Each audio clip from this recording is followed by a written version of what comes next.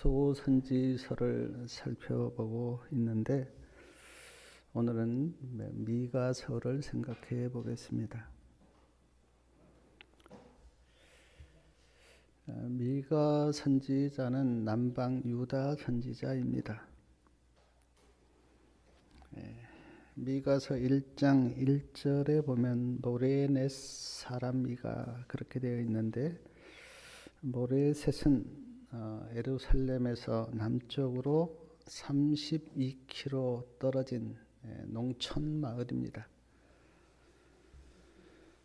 그래서 미가가 선지자로 부름받기 전에 농부였을 것이라고 그렇게 생각을 합니다. 미가서 1장 1절에 보면 미가 선지자가 활동하였던 시기가 요담과 아하스와 히스기야 왕 때 그렇게 기록되어 있는데, BC 740년부터 710년 사이입니다. 자, 미가의 뜻은 하나님이 누구와 같은가, 그런 뜻입니다. 미가 7장 18절에 보면 주와 같은 신이 어디 있습니까? 라고 묻고 있는데, 이것이 미가의 뜻입니다.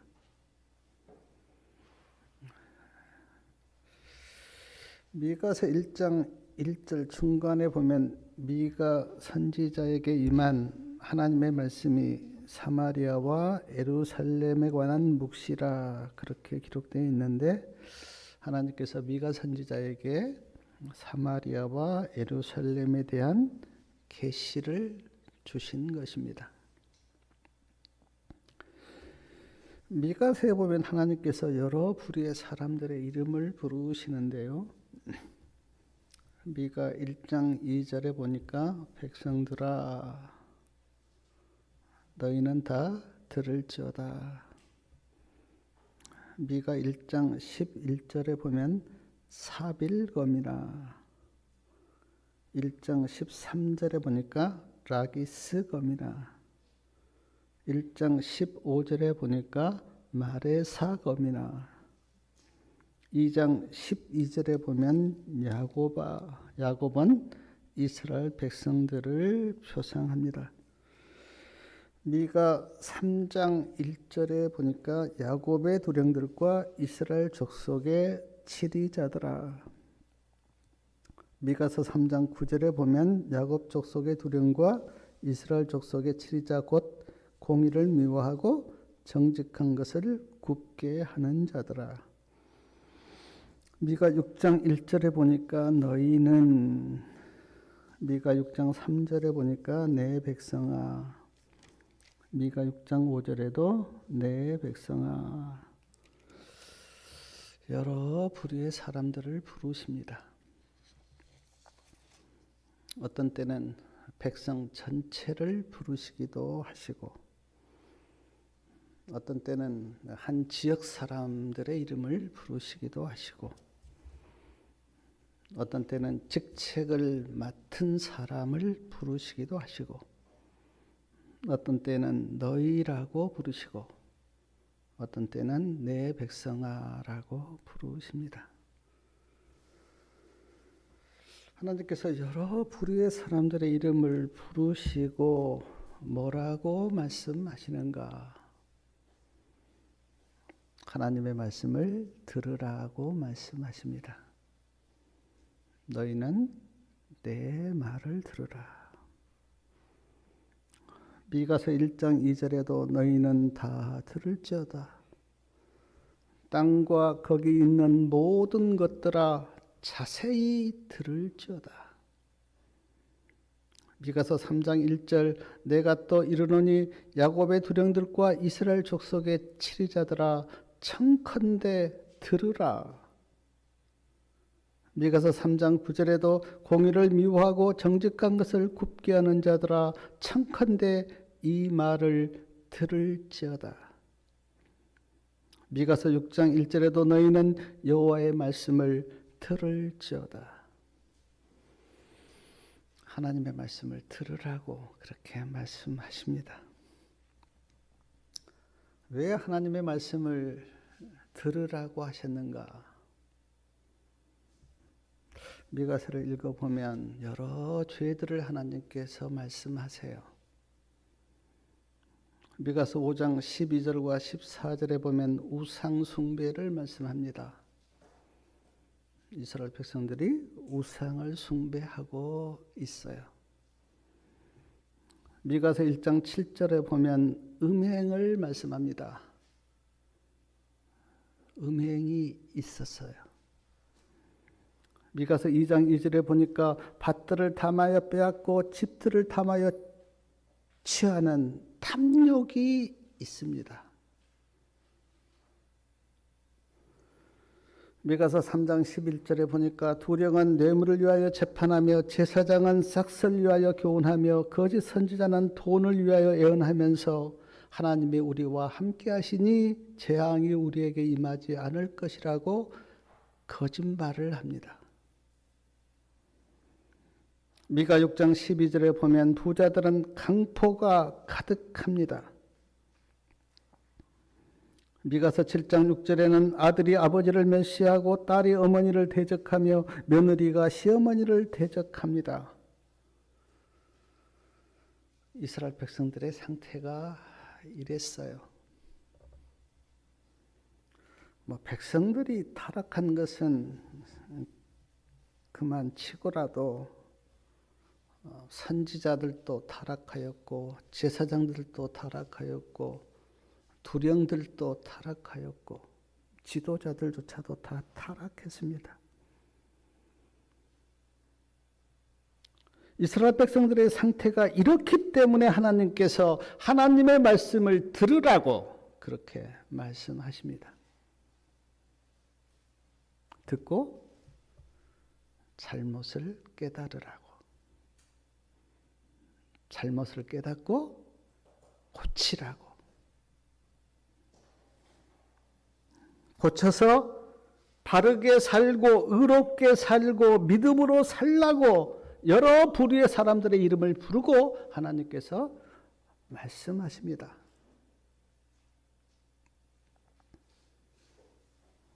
사랑하는 여러분, 하나님이 오늘 우리에게도 말씀하십니다.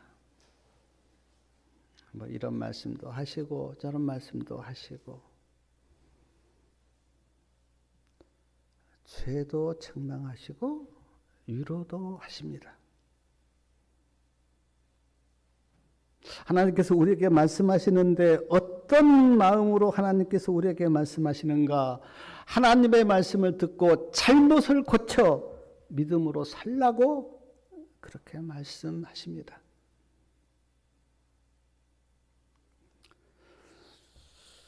저를 비롯하여 많은 사람들이 하나님의 말씀을 듣죠.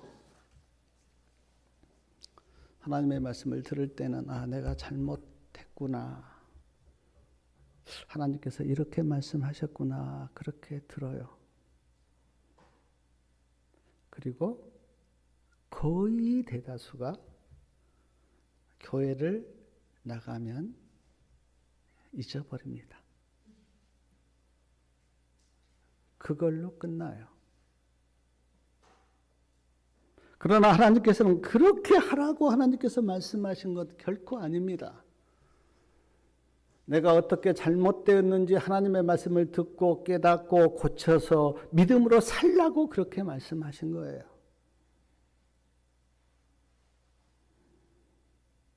사랑하는 여러분, 하나님의 말씀이 들렸으면 깨닫고 바른 길로 가시기 바랍니다.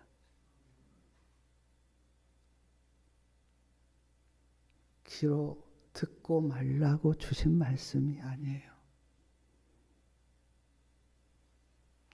삶을 바꾸라고, 마음을 바꾸라고 주신 말씀이에요. 미가서 7장 9절에 보니까 미가 선지자가 내가 하나님께 범죄하였나이다 그렇게 기도합니다. 하나님 내가 범죄했습니다. 미가 선지자를 제가 읽어보니까 결코 미가 선지자가 범죄한 건 없어요. 미가 선지자는 믿음으로 살았어요. 근데 어떻게 이 고백을 하냐면 하나님 내가 범죄하였나이다 라고 하는 이 고백을 미가 선지자가 할 수 있었던 것은 이스라엘 백성들의 죄를 다 자기 탓으로 돌린 겁니다.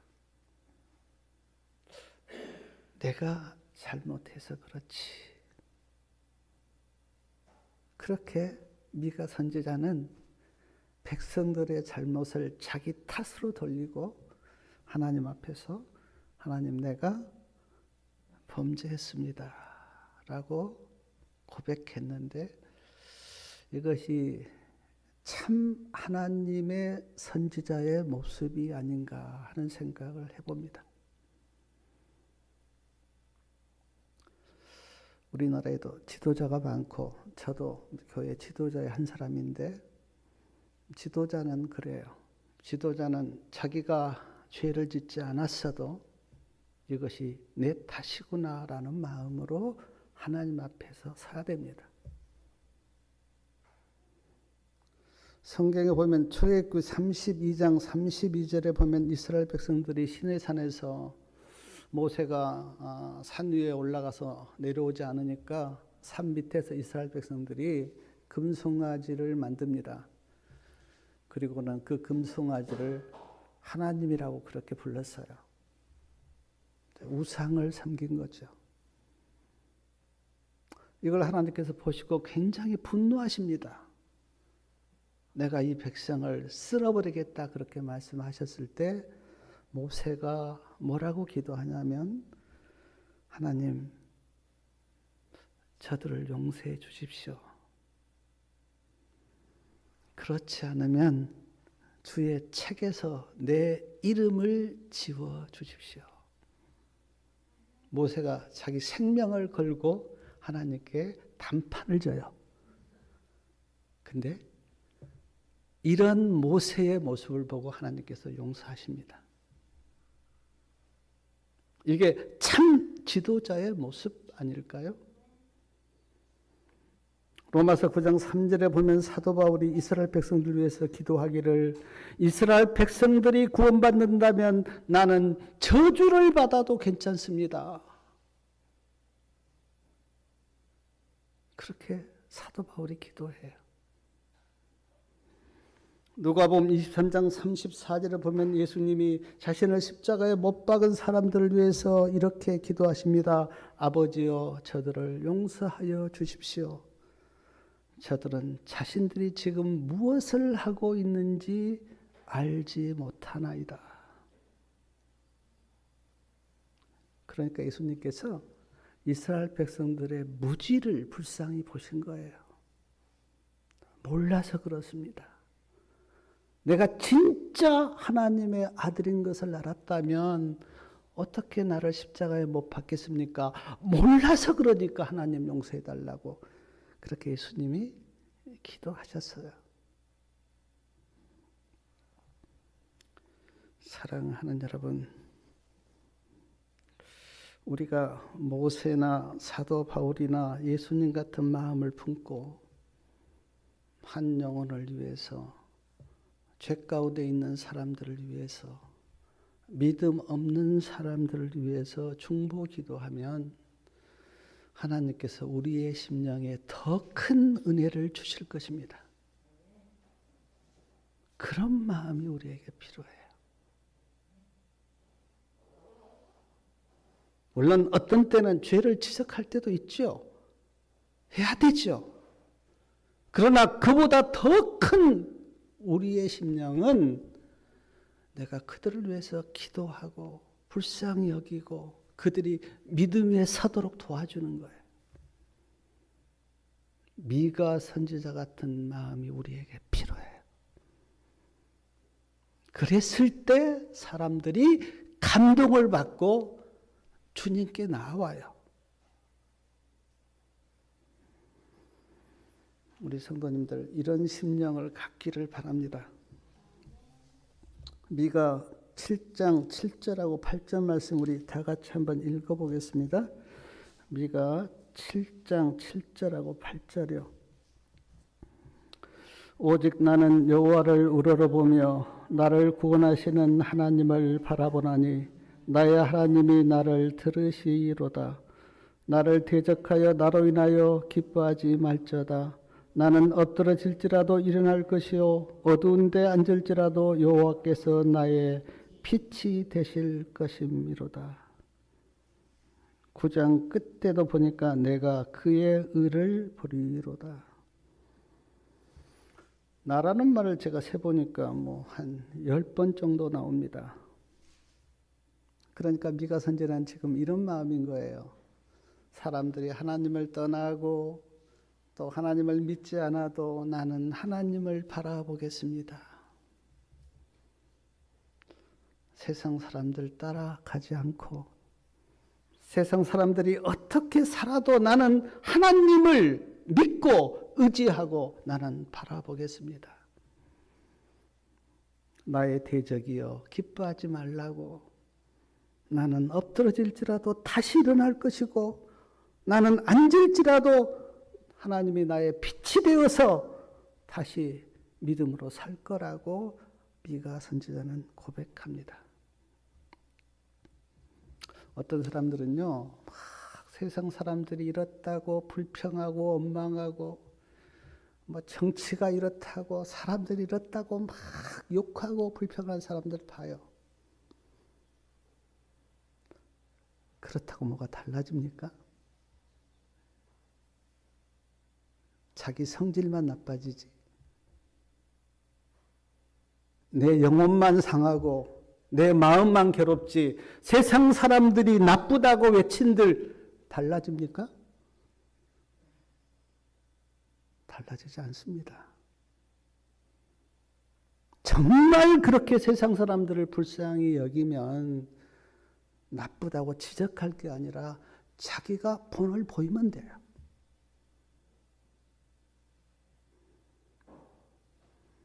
미가 선지자는 그랬어요. 백성들이 막 죄를 짓고 간음하고 불의를 하고 그런 거를 원망하지 않고 하나님 앞에서 나는 오직 하나님만 바라보겠다고 나는 믿음으로 살겠다고 그렇게 고백했어요. 우리 성도님들도 그런 심령을 갖기를 바랍니다.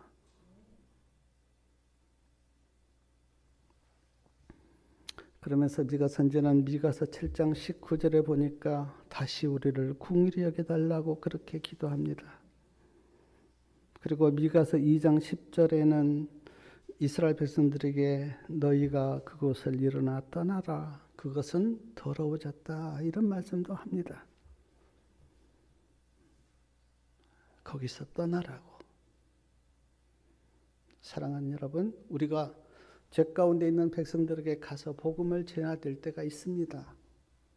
에녹은 그랬어요. 에녹은 시골에서 살면서 낮에는 죄 가운데 있는 사람들을 향하여 가서 복음을 외쳤어요. 그리고 밤에는 시골에 있는 자기 집으로 들어왔어요. 우리가 세상 사람들에게 가서 복음을 외쳐야 될 때도 있지만 그러나 어떤 때는 그들을 떠나야 될 때도 있어요. 왜냐하면 그들과 함께 있으면 내 영혼이 더럽혀지기 때문에.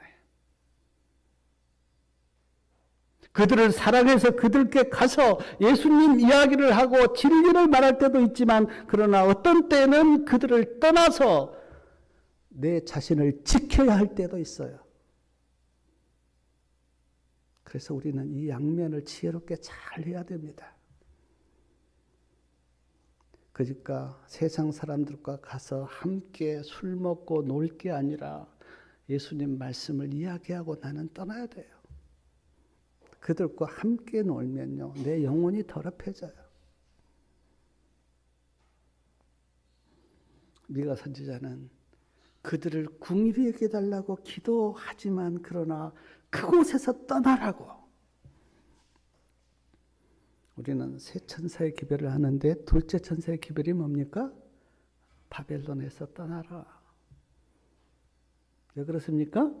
바벨론 가운데 있으면 멸망당하기 때문에 거기서 떠나라고. 미가서 5장 2절에 보면 메시아가 베들레헴에서 태어나실 것을 미가 선지자는 말씀합니다. 베들레헴에서 태어나실 거다. 우리는 잘 알고 있습니다. 예수님이 베들레헴에서 태어나셨다는 것을 우리는 잘 알아요.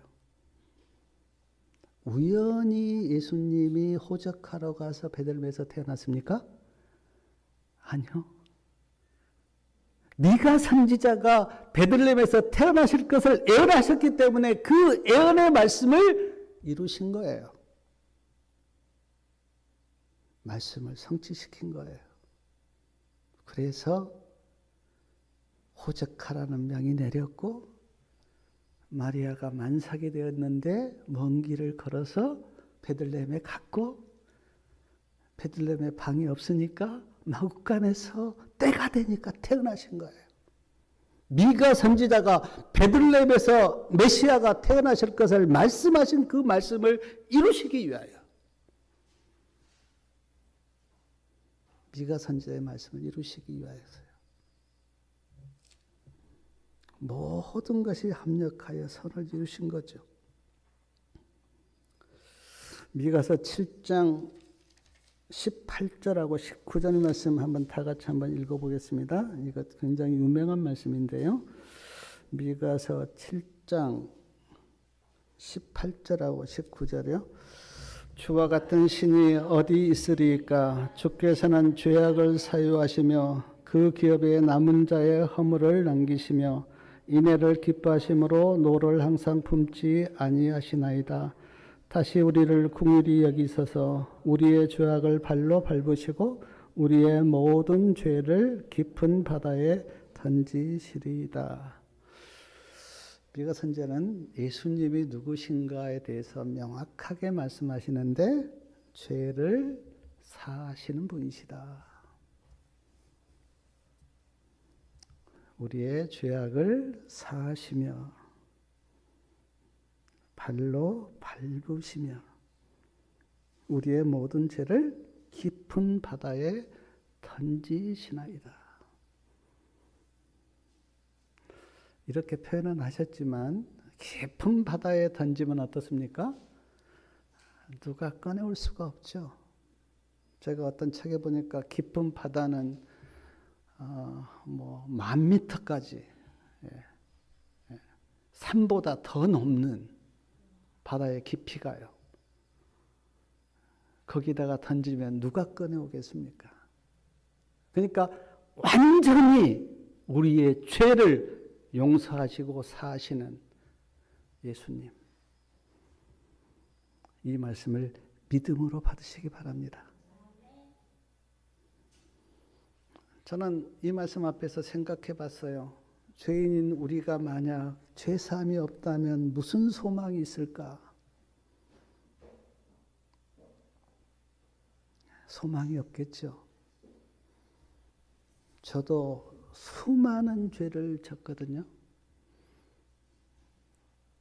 어떤 분이 내 죄가 수미산보다 더 높다 그렇게 말씀하신 분이 있는데 수미산은 모르겠어요. 그 하나의 어떤 산을 이렇게 미화시켜서 한 그런 고백인데 저도 가만히 생각해 보면 내 죄가 얼마나 많을까? 큰 산보다 더 많다는 생각이 들어요. 근데 그 모든 죄를 사하시고 깊은 바다에 던지시는 우리의 주님. 그래서 우리가 오늘 주님 앞에 나와서 믿음으로 예배하고 소망 가운데 살 수 있지 않습니까?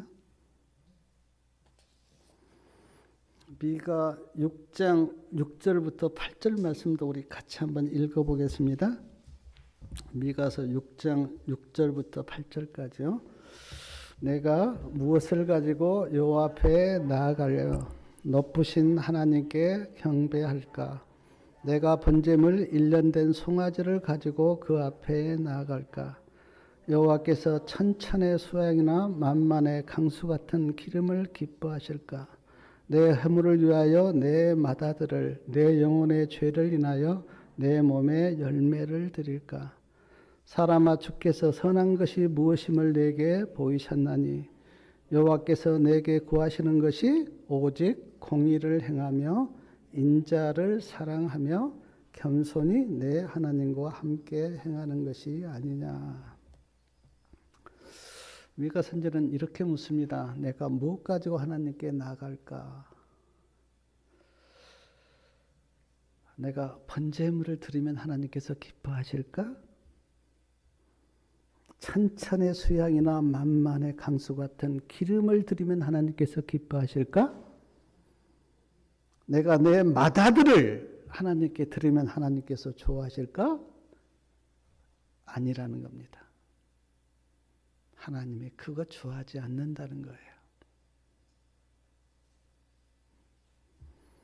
하나님이 선한 것이 무엇임을 내게 보여주었는데 그것은 내가 하나님께 무엇을 바치는 것이 아니라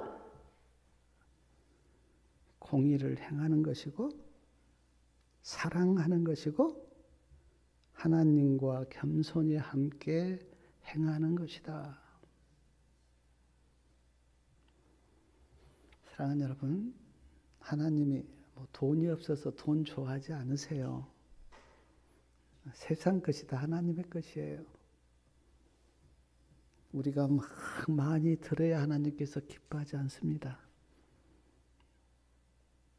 만약 우리의 신앙을 내가 뭘 하나님께 드리는 것으로 생각하고 신앙하면 신앙 잘못됐어요. 물론 우리가 말씀에 기록되어 있는 대로 드릴 것은 드려야 하지만 그러나 하나님께서 그것 받기 위해서 우리를 부르신 게 아닙니다.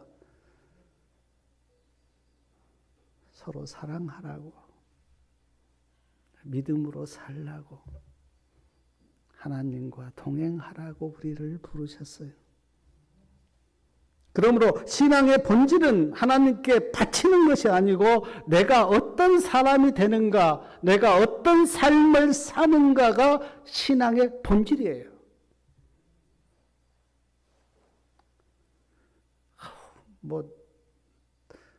헌금 적게 내면 어쩔까? 그런 마음으로 겨우지 마세요. 하나님이 그거 좋아하지 않으세요. 반대로 내가 좀 드리면 그냥 나는 하나님께 다 할 것 했어. 그런 마음 가지시면 안 돼요. 하나님은 재물에 하나님의 눈이 있는 게 아니고 나에 대해서, 내가 어떤 사람인가에 대해서, 내가 어떤 삶을 살고 있는가를 하나님께서 보시고 그거를 중요하게 생각하세요. 그러므로 마음은 죄가 가득한데 내가 많이 드렸으니까 됐지. 믿음으로 살지도 않으면서 바치기만 하면 되지라는 생각으로 신앙하시면 잘못된 신앙이에요. 미가 선지자가 이렇게 말합니다. 하나님께서 진짜 기뻐하시고 원하시는 것은 공의를 행하고 사랑하고 겸손히 하나님과 함께 믿음으로 사는 거라고. 중요하지 않습니까?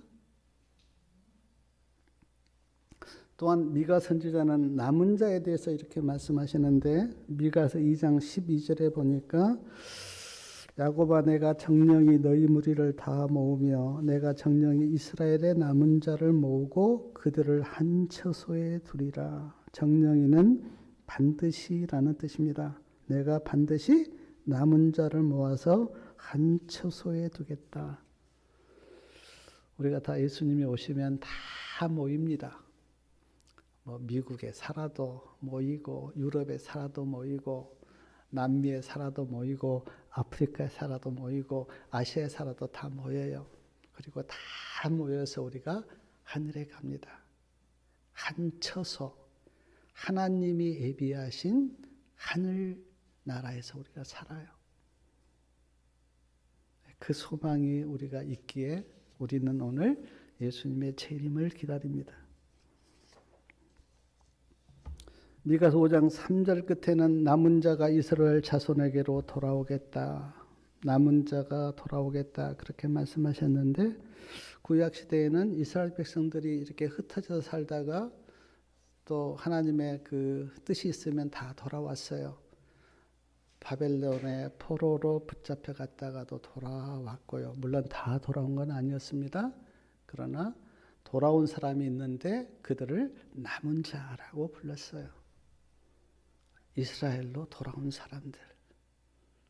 그러나 오늘 우리에게 있어서 남은 자는 예수님 안에 있는 자가 남은 자이고 진리를 따라 사는 자가 남은 자예요. 미가서 5장 8절에는 야곱의 남은 자는 열국 중과 여러 백성 중에 있으리니 여러 나라와 여러 백성 중에 남은 자가 있겠다. 그렇게 말씀하십니다. 그렇습니다. 한국에만 남은 자가 있는 게 아니고요. 여러 나라와 여러 백성 중에 남은 자가 있습니다. 성경에 보면 각 시대마다 하나님께서 남은 자를 두셨는데 노아 시대는 방주에 들어간 노아의 가족 우리가 8명으로 알고 있는데 그 8명이 노아 때 남은 자였습니다. 엘리야 시대에는 엘리야와 바알에게 무릎을 꿇지 않은 7,000명 그들이 남은 자였고요. 예수님 시대에는 이른비 성령을 받은 120명 그들이 초대교회를 이루었는데 그들이 남은 자였습니다. 그런데 로마서 9장 27절에 보니까 이스라엘 뭇 자손의 수가 바다 모래 같을지라도 남은 자만 구원을 얻는다. 그렇게 말씀하셨어요. 그래서 우리가 남은 자가 돼야 돼요. 예수님 안에 남아있는 자, 끝까지요. 끝까지 하나님의 말씀을 붙들고 사는 자. 제가 새 말씀을 읽어드리겠는데 계시록 12장 17절 말씀 우리가 잘 알고 있는 말씀인데 용이 여자에게 분노하여 돌아가서 그 여자의 남은 자손 곧 하나님의 계명을 지키며 예수의 증거를 가진 자들로 더불어 싸우려고 바다 모래 위에 섰더라. 여기 여자의 남은 자손 다시 말해서 하나님의 말씀대로 사는 사람들 그렇게 말씀합니다. 계시록 14장 12절에는 성도들의 인내가 여기 있나니 저희는 하나님의 계명과 예수 믿음을 지키는 자니라. 새 천사의 기별의 결론이죠. 계시록 14장 1절부터 6절까지는 14만 4천인의 특성이 나오는데 이마에는 예수님의 이름과 하나님의 이름이 있고 예수님이 어디로 인도하든지 따라가는 자며 하나님과 예수님께 속하고 입에는 거짓말이 없고 흠이 없는 자들이라. 사랑하는 여러분, 이 말씀이 성도님들에게 응하여 남은 자들이 되시기를 바랍니다.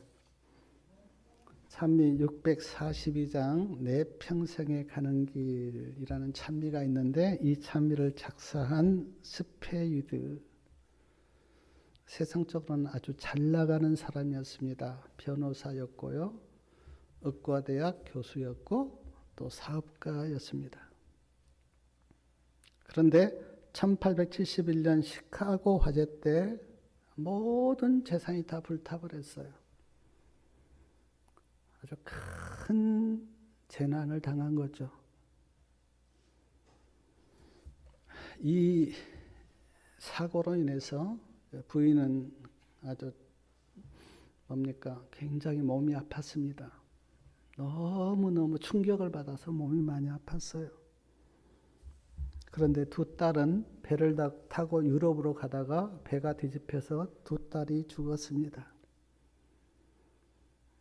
스페드는 마음이 너무 불안하고 괴로워서 하나님께 막 부르짖습니다.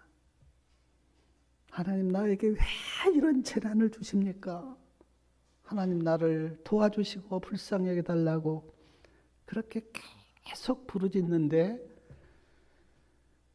어느 날 어느 때 마음이 평안한 거예요.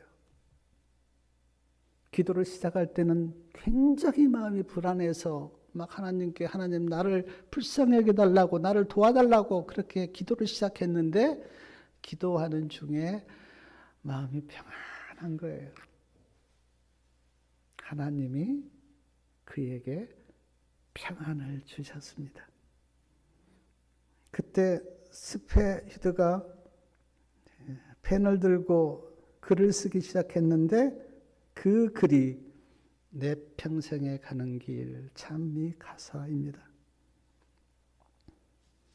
조금 후에 찬미를 부를 거지만 제가 가사를 한 대목 읽어드리면 마귀가 삼키려고 입 벌리고 달려와도 예수님이 우리의 대장 대신이 싸워서 이기겠네. 내 지은 죄 중하고 중하여도 예수님이 십자가에 피로 씻으시니 내 눈이 내가 눈같이 정하겠네. 내 영혼 평안해. 내 영혼 평안해. 물론 인간이 환경의 영향을 받죠. 환경의 영향을 안 받는 건 아닙니다. 저도 받고 모든 사람이 환경의 영향을 받아요. 그러나 그것이 절대적인 진리는 아닙니다. 왜냐하면 어떤 사람은 너무나 좋은 환경에 있는데 마음이 불안한 사람이 있어요. 그런데 어떤 사람은 어려운 가운데 있는데도 내 마음은 평안하다고 그렇게 고백하는 사람이 있어요. 어떤 사람은 건강해도 마음이 불안한 사람이 있고 어떤 사람은 몸이 아파도 마음은 평안한 사람이 있어요. 스페히드가 부인 아프지요. 둘 딸 죽었지요. 그런 상황에서 마음이 괴로워서 하나님 앞에 나아가서 부르짖었는데 하나님께서 그에게 평안한 마음을 주시니까 그렇게 고백한 거예요. 내 지은 죄 중하고 중하여도 예수님이 피로 씻겨주시니 내 마음 평안해, 평안해. 사랑하는 여러분, 미가 선지자 시대를 제가 아까 말씀을 드렸는데 죄가 만연했습니다. 매우 타락한 시대였어요. 오늘 우리 시대는 어떻습니까? 제 어렸을 때를 생각하면 지금 시대는 상상이 안 돼요. 얼마 전에 제가 인터넷 뉴스에 보니까 중학생이 자기 어머니 같은 그런 사람을 데려가서 성폭행을 하는 그런 참 양심이 무너진 세대다 그렇게 생각이 들어요. 옛날에는 어른들이 그 청소년이나 어린아이를 꾸중하면요 어른들 앞에서 다 고개를 숙였습니다. 매를 맞아도 아무 대꾸를 못했어요. 그냥 잘못했다고 빌었어요. 요즘은 그렇지 못합니다. 어른이 없어요, 요즘은. 미가 선지자 시대도 오늘 우리도 타락한 시대에 살고 있어요. 그래서 저는 미가 선지자의 말씀이 오늘 우리에게 해당되는 말씀이다라는 생각을 하면서 미가서를 제가 읽었습니다. 그러나 결론은 세상이 타락하고 사람들이 타락해도 미가 선지자는 나는 하나님을 바라보겠습니다. 하나님이 기뻐하시는 것이 무엇인지 깨닫고 하나님이 기뻐하시는 일을 나는 하겠습니다. 하나님 안에 남아있는 자가 되겠습니다. 사랑하는 성도님들, 사람들이 막